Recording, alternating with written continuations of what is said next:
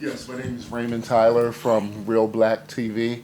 A pleasure and an honor to meet you. Thank you. I have two questions.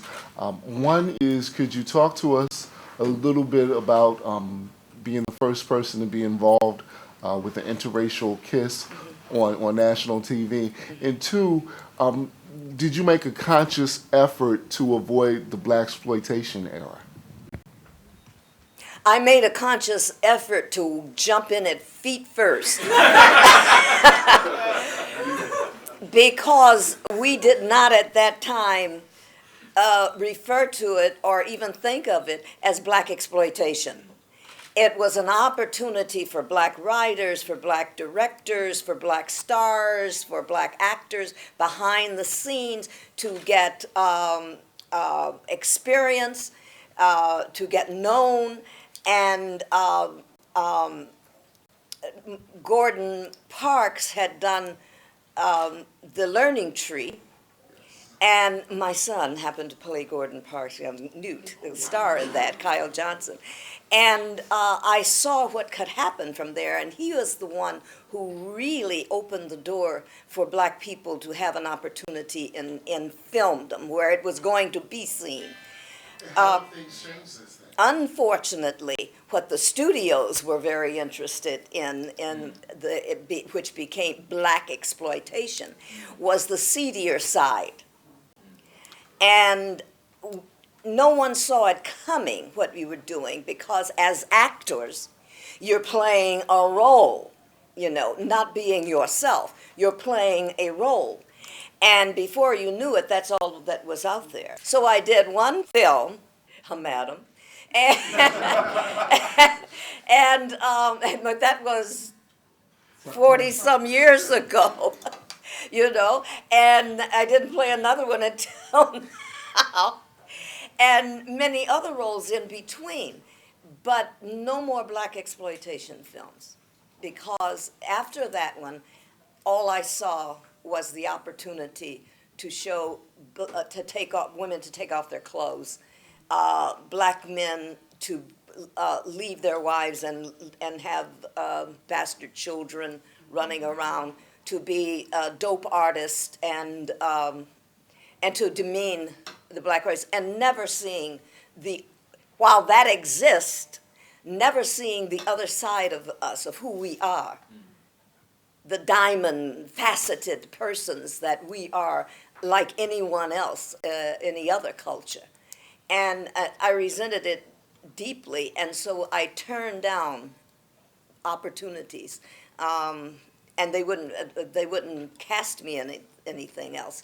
And so I went back to theater, my first love, until things started moving around. And then right after Star Trek, the conventions, Star Trek conventions, which were fan-produced and organized, came along. And there was one somewhere every weekend in the world. It spread like wildfire. And so we stayed in the public eye. And that took 10 years later to the 6 major motion pictures of Star Trek. And the other question you asked me was about the interracial kiss. Yes. We were always looking to the next script, because one was better than the other.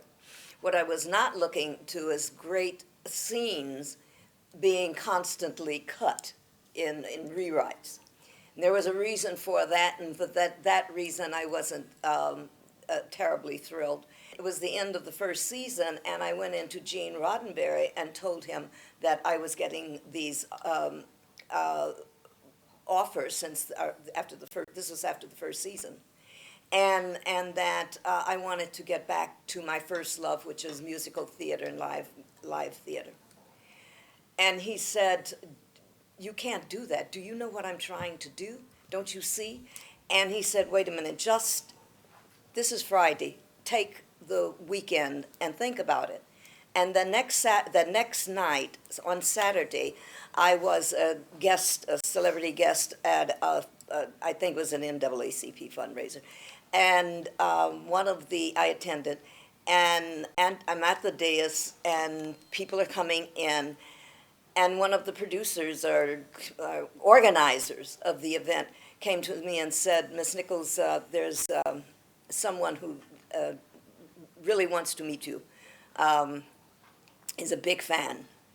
And I said, oh, certainly. And I got up and turned around into the face of Dr. Martin Luther King. Dr. King was a Trekkie.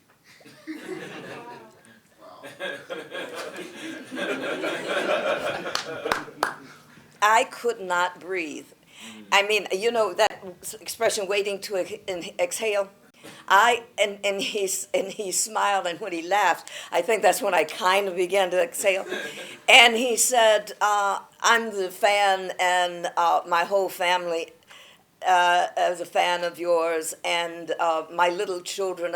And then he says, and I want to congratulate you on the quality of your work and the quality of the character and so forth. And I said, well, thank you, Dr. King.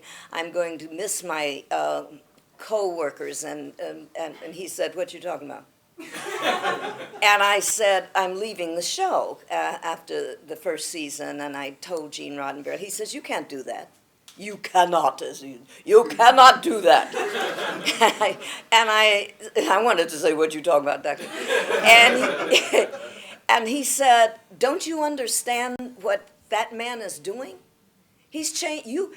He's put you in the command crew. You're fourth in command. You can't abdicate this. You're out there on a 5-year mission where no man or woman has gone before. He says, you have changed the face of television forever. You cannot do that. For the first time, the whole world is seeing us as we should be seen, not just as beautiful entertainers and domestics, or domestics. He said, for the first time, there's a whole human being there,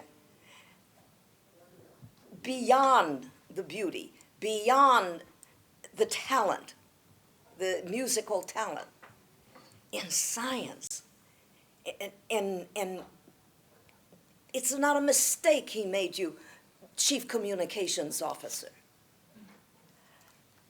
And I thought right then it used its sense. Yeah, I get to tell everybody where to go. You know? But I listened fascinated to him. And he said, do you know that how important this show is? This is the only television show that my wife Coretta and I allow our little children to stay up and watch. And he said, this is so important. I said, and this is right in the middle of the civil rights marches and programs. And I said, when it began, I really wanted, he says, no, we don't want you there. We have enough marchers. We have enough famous people. We need you on that great communicator. We need you on that screen. Because this is 300 years from now. That's telling the world it already is. We are there. What happened between now and then begins with our marches. What happens there is you. You cannot leave. I could not leave. And I went back to tell Gene Roddenberry, and I told him what Dr. King said. Gene Roddenberry is 6'3", hatchet-faced, big ex-cop, motorcycle cop, World War II fighter pilot. And he sat there at this desk, and he looked up at me, and he said, thank God for Dr. Martin Luther King. Somebody knows what I'm trying to achieve here. And a tear ran down his thing. I almost lost it. I said, thank you, Gene, and I got out of there. And he was a dear friend, and he saw to it from then on that less of my, and I never complained, that my scenes were protected more. And I'd like to say, before we go there, I did not leave, and I never looked back. I was very grateful for that opportunity. And when Dr. King's kids grew up, I got to meet all but one. and each one told me separately and equally.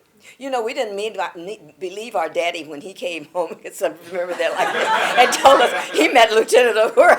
I said, "Did you know who your father was?" He said, "Yeah, he was out getting beat up and telling people."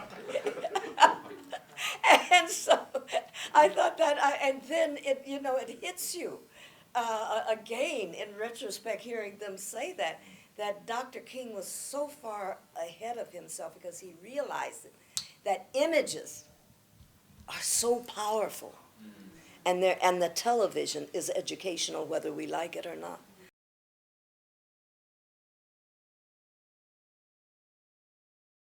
Hi, I'm Nichelle Nichols, and when I'm in this quadrant, I watch Reelblack on Comcast. You should too.